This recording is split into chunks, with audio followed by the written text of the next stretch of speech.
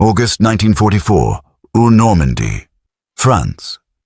Just south of Caen. The sun is baking the fields, but the air is choked with the acrid smoke of burnt steel and dust. Private Jack Thompson, a Canadian infantry soldier, presses himself flat against a hedgerow. Ahead, his M4 Sherman tanks surge forward, only to pull back seconds later. The German 80 mm guns and heavy machine guns are relentless, turning the open fields into a killing zone. Jack turns to his sergeant, spitting dirt. They're too fast. We can't keep up with the armor, and we can't cross that field without it. We're pinned down. Sarge, like always, the summer following the D-Day landings was meant to be a swift, triumphant dash across France. Instead, it devolved into a brutal, grinding siege in the unforgiving farmlands and dense hedgerows of Normandy. The Allied forces, particularly the British and Canadians, were locked in a static, bloody battle against a tenacious German defense. The German forces, though outnumbered, used the terrain and superior fire discipline to great effect. The fundamental strategic problem faced by the Allies was known as the infantry armor dilemma. In modern warfare, tanks, the Sherman and the Cromwell, are designed to punch holes in the enemy's line and exploit breakthroughs. Their thick armor protects them from most small arms, fire and machine guns. However, tanks are tactically blind without their supporting infantry. The infantry's job is to clear anti-tank threats, like mines, Panzerfaust teams and concealed ATR guns, that the tank cannot see. The infantry secures the terrain, the tanks gain. The dilemma was that the infantry were far too slow and completely exposed. While the tanks could surge forward, the infantry had to follow on foot, traveling in thin-skinned trucks, or often simply walking. This meant that the armored spearhead quickly outpaced its vital infantry support. When the tanks were forced to slow down or halt in the face of German artillery and machine gun fire, the following infantry were immediately exposed. The result was a devastating, self-defeating pattern. Tanks advanced alone, were picked off by concealed anti-tank threats, and the infantry, having lost their armored shield, were then pinned down by relentless small arms fire. This inability to rapidly move infantry under fire alongside the tanks was the primary reason the Allied advance in Normandy stalled for weeks. The Germans understood this weakness perfectly and exploited it by maintaining intense, continuous fire on any area that might conceal Allied troops. The Canadian First Army found themselves right in the thick of this frustrating stagnation. General Eberbach, the commander of German Panzer Group West, viewed the Canadian effort with a distinct sense of condescension to the established and battle-hardened German High Command. The Canadian Army was often seen as merely a rookie force, a minor extension of the powerful British Army, lacking its own distinct tactical doctrine or innovative spirit. They assumed the Canadians would adhere rigidly to the flawed British practice of separating infantry and armor. This dismissive assessment was a grave miscalculation, rooted in the German belief that innovation only came from established centers of power. The Canadians, however, were practical and highly motivated engineers, often far less bound by bureaucratic military tradition than their British and American counterparts. They were fighting on a terrain that demanded immediate, radical solutions. The Canadian High Command, led by Lieutenant General Guy Simons, was keenly aware that the core problem was not the tanks themselves, but the delivery system for the infantry. The infantry needed a vehicle that met three impossible requirements. Speed. It had to keep pace with the 30-40 Messerschmitt charge of the M4 Sherman tanks. Armor. It had to provide protection comparable to the tanks against machine gun fire and shrapnel, something a soft-skinned truck simply could not do. Capacity. It had to carry a full infantry section, around 10 men, and their equipment into the heart of the battle. The existing American half-track, while an improvement, was still thinly armored and mechanically prone to failure in the brutal conditions of the Normandy mud. It was simply not robust enough to ride directly behind a tank in the face of German direct fire. General Simons realized that the solution could not come from the factories back home. The war was moving too fast. The solution had to be found and forged on the battlefield itself, using existing, abundant resources. He looked at the vast pool of American-built M7 Priest self-propelled howitzers currently in use by the Allies. The Priest, a useful but somewhat limited self-propelled artillery piece, was built on the reliable M3 Lee Grant tank chassis and, crucially, had thick armor and an open-topped fighting compartment. Simons saw not an artillery piece, but a chassis, a heavily armored, fast-moving battlefield taxi, waiting to be born. The M7 Priest was about to be replaced by the British 25-pounder Sexton self-propelled gun, meaning hundreds of these heavily armored chassis would soon be available. The problem was not a lack of armor, but a lack of imagination. Simons' revolutionary idea was simple, brutal, and brilliant.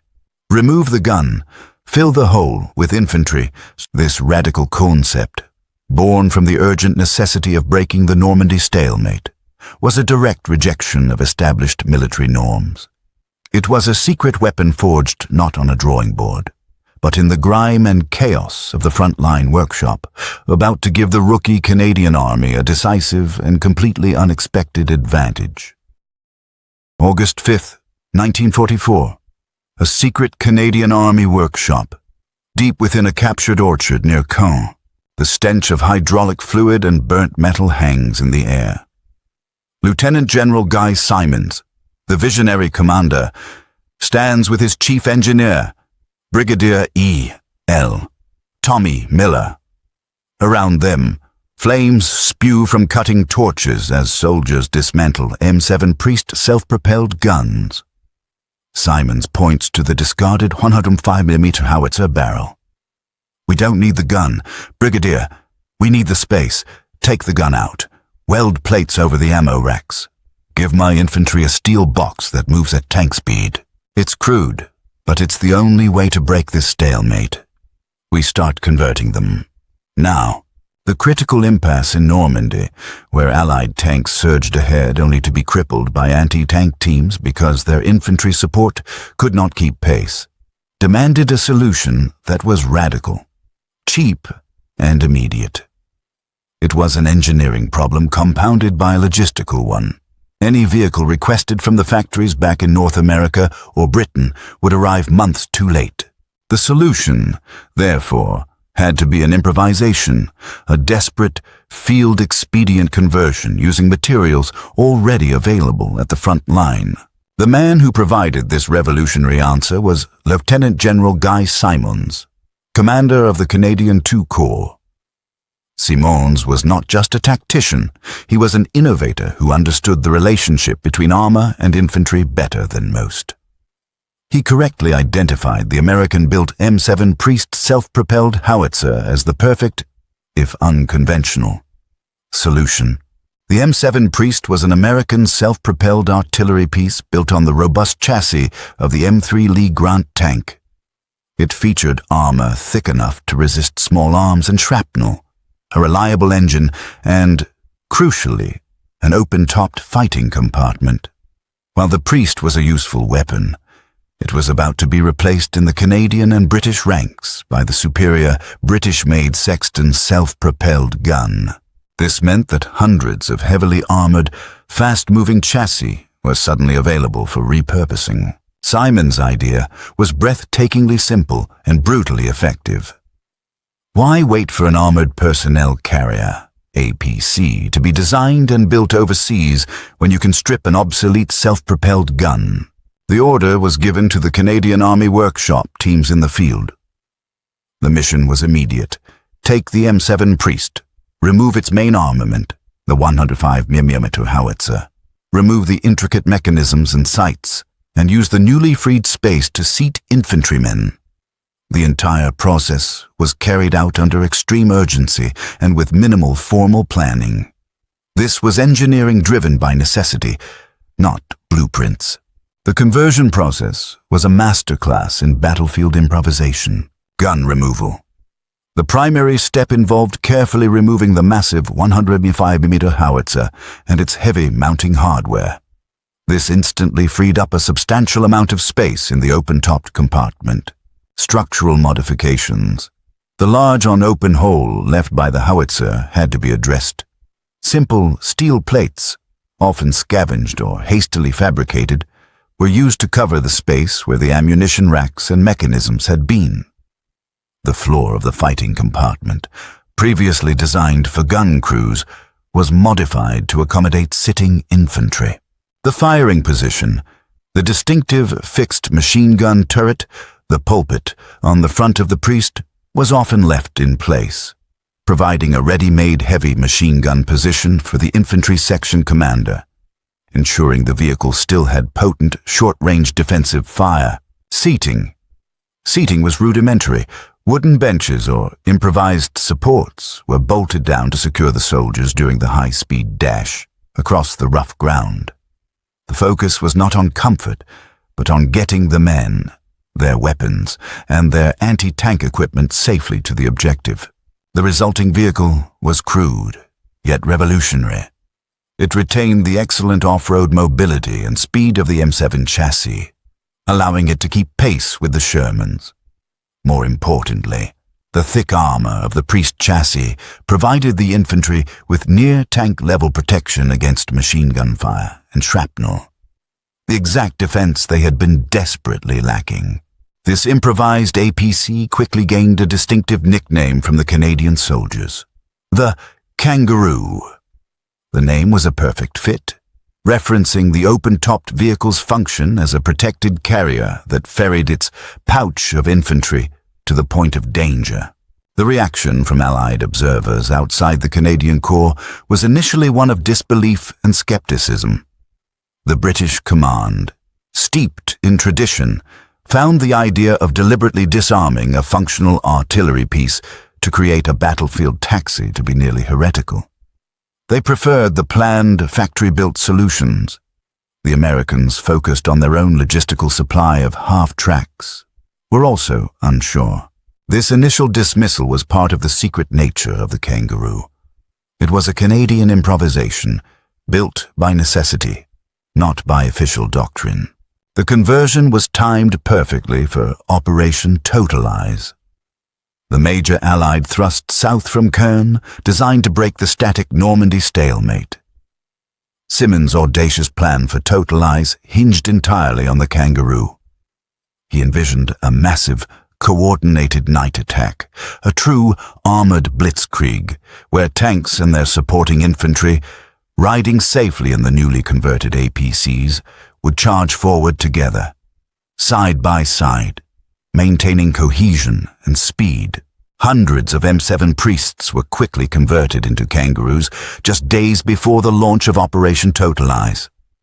The crews were trained in their new, unconventional role, no longer artillery gunners, but battlefield drivers and infantry transporters. The success of the Kangaroo was about to be put to the ultimate test. It was a secret weapon born of desperation, forged in fire and steel by the rookie Canadian engineers, and it was about to shock the entire German High Command by rewriting the tactical playbook of the Western Front. The infantry, for the first time since D-Day, would ride into battle with their tanks, turning the fragmented Allied attack into a unified, unstoppable force. August 8th, 1944, 11 p.m., the front line south of Caen. The night is split by the continuous roar of Allied artillery. Operation Totalize has begun.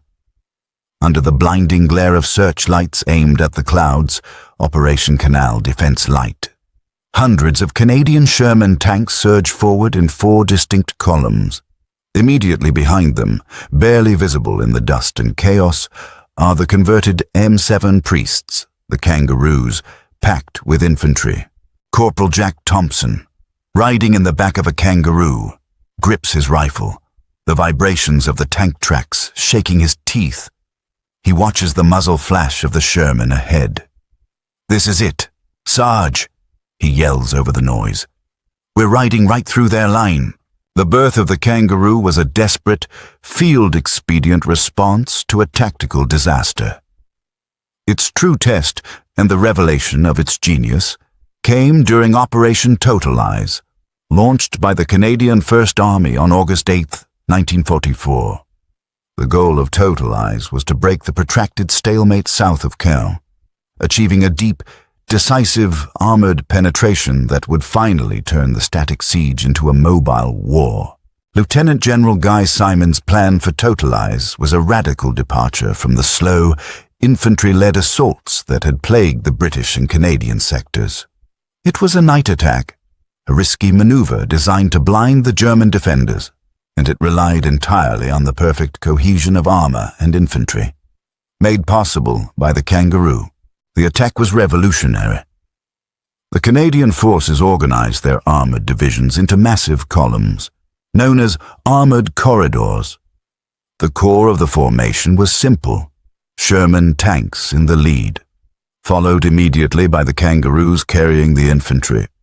For the first time, the speed of the infantry matched the speed of the tanks, as the Canadian armored columns roared across the German lines in the dead of night.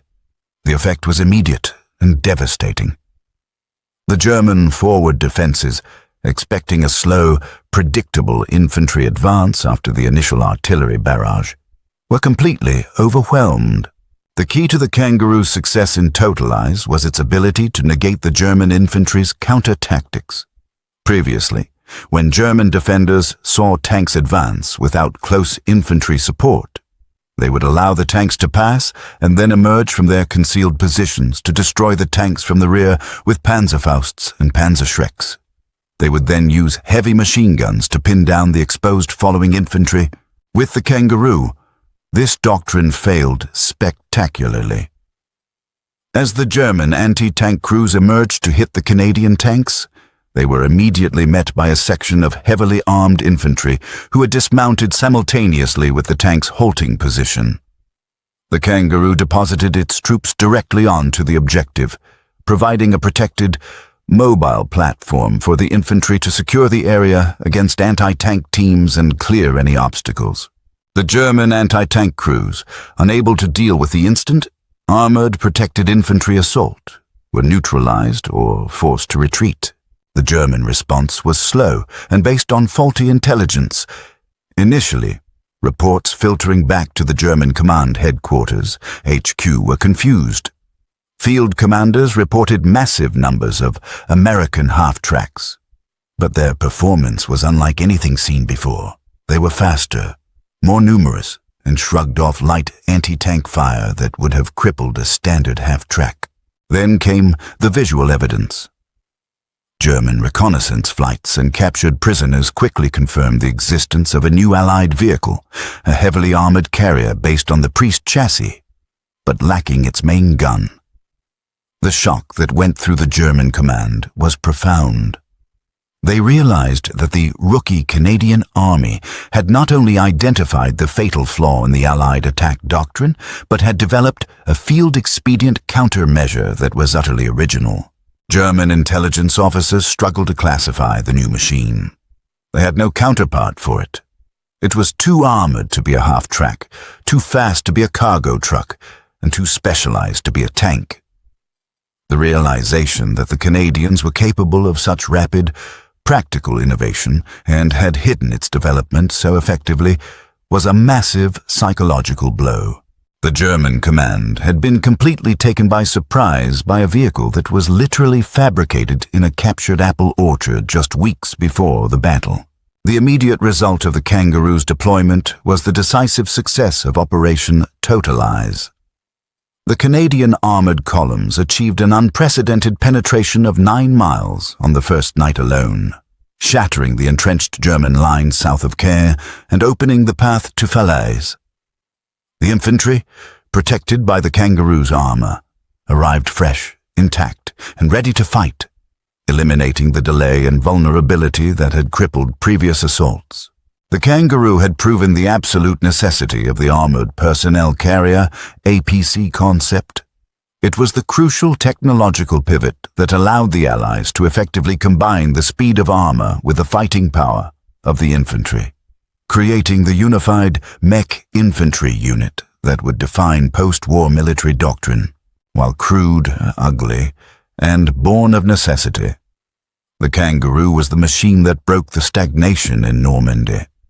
It was the Canadian Army's secret weapon, a brilliant piece of battlefield engineering that shocked the German command and ensured the Allied momentum could finally carry the war out of the hedgerows and into the open plains of France. Late 1944, a Canadian Army Staff College, England. Lieutenant General Guy Simonds stands beside a captured German intelligence report. The report details the shock caused by the new Canadian armored transport vehicle and emphasizes the critical failure of the German defense to counter it. Simonds smiles faintly, pointing to the line, "The enemy has successfully reunited armor and infantry." The report confirms his gamble paid off. The Kangaroo, an ugly, improvised machine, had secured its place in the history of warfare. The successful deployment of the Kangaroo during Operation Totalize was far more than a one-off tactical victory. It was a watershed moment that permanently altered the relationship between armor and infantry. The Canadian Army, once condescendingly viewed as rookie by the German High Command, had innovated a solution to the fundamental tactical flaw that had stalled the entire Allied invasion.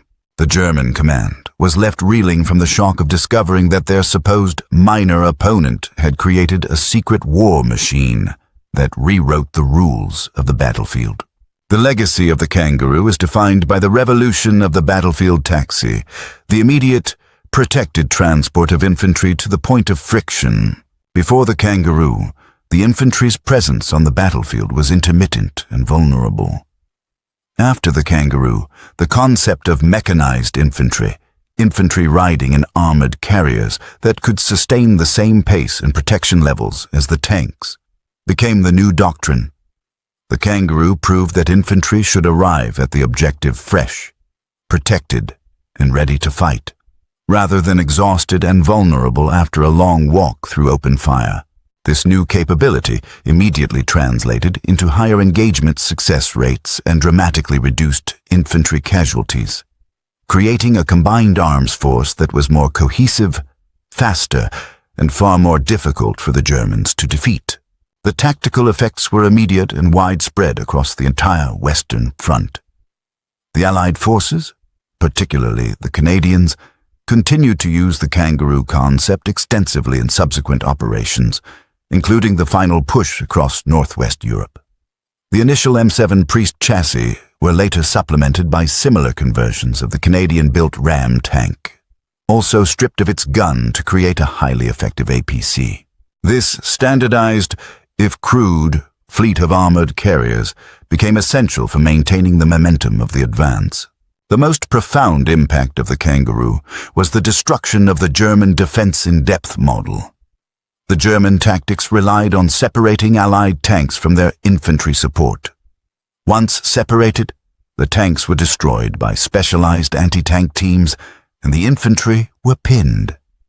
The Kangaroo foiled this by forcing the German anti-tank teams to choose: engage the heavily armored tanks or risk being overrun by the infantry immediately dismounting from the armored Kangaroo. In most cases, the presence of the infantry dismounting under fire with their heavy weapons was enough to neutralize the anti-tank threat before it could even aim at the Shermans. The fact that the Kangaroo was an improvisation spoke volumes about Canadian military culture during the war. Unburdened by the vast, slow bureaucracy of their larger allies, the Canadian field commanders and engineers were granted the autonomy to take massive risks and execute them rapidly. The transformation of a relatively mundane artillery piece into a world-changing infantry carrier took place in a matter of days, a speed of innovation that stunned the established military powers. The success of the Kangaroo demonstrated that necessity truly is the mother of invention, and that some of the war's most crucial technological leaps were born not in high-tech labs, but in muddy workshops near the front line. The lasting technological legacy of the Kangaroo is undeniable. It is the direct ancestor of every modern armored personnel carrier, APC, and infantry fighting vehicle, IFV, in use by armies around the world today.